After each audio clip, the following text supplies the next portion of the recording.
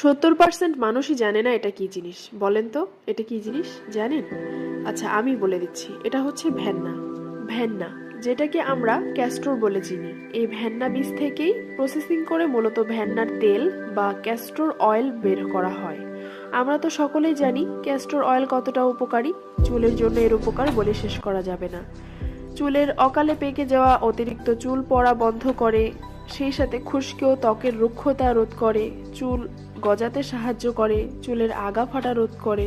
একই সাথে অনেকেরই ভ্রু বা পাপড়ি পড়ে যায়, এই ভ্রু বা পাপড়ি পড়ে যাওয়া থেকে এই তেল রক্ষা করে। তবে এই তেল কিন্তু আঠালোযুক্ত হয় এবং এই তেল আঠালোযুক্ত হওয়ার কারণে নারিকেল তেলের সাথে মিশিয়ে ব্যবহার করাই ভালো।